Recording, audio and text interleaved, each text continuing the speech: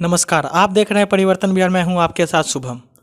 लोजपा के प्रमुख चिराग पासवान को लेकर उनके चाचा और केंद्रीय मंत्री पशुपति पारस ने बड़ा बयान दिया है। लोक जनशक्ति पार्टी के दूसरे गुट राष्ट्रीय लोजपा के अध्यक्ष पशुपति पारस ने कहा कि अगर चिराग बीजेपी नीत एनडीए में आते हैं तो वो उनका स्वागत करेंगे।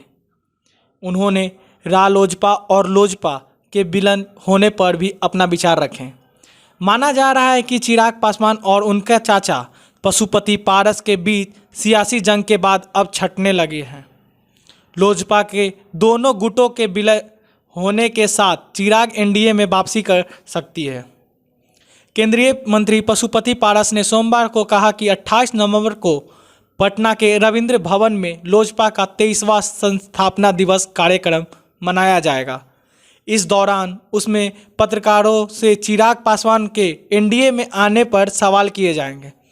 इस पर पशुपति पारस ने कहा कि वे चिराग का एनडीए में स्वागत करेंगे।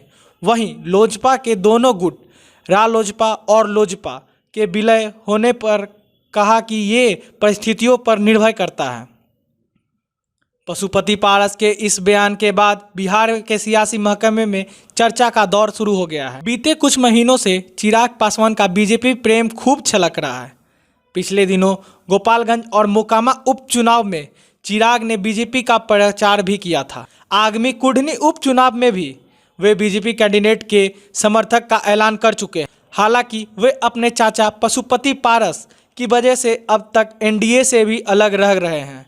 अब कयास लगाए जा रहे हैं कि आगामी लोकसभा चुनाव से पहले चिराग पासवान अपनी पार्टी लोजपा को एनडीए में शामिल कर सकते हैं। साल 2020 में लोक जनशक्ति पार्टी लोजपा के प्रमुख रहे रामविलास पासवान का निधन हो गया था। रामविलास पासवान उस वक्त केंद्र की नरेंद्र मोदी सरकार में मंत्री थे। रामविलास पासवान के निधन के बाद उनकी विरासत को लेकर उनके बेटे चिराग पासवान और भाई पशुपति पारस के बीच जंग छिड़ गई थी। पशुपति पारस ने सभी सांसदों को अपने गुट में कर दिया और चिराग अलग थलग पड़ गए थे। बीजेपी के बहुमत के आधार पर पशुपति पारस के गुट को तरजीह दी और उन्हें केंद्रीय मंत्री बनाया गया।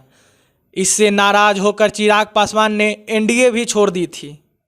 धन्यवाद। आप देख रहे थे परिवर्तन बिहार शुभम के साथ।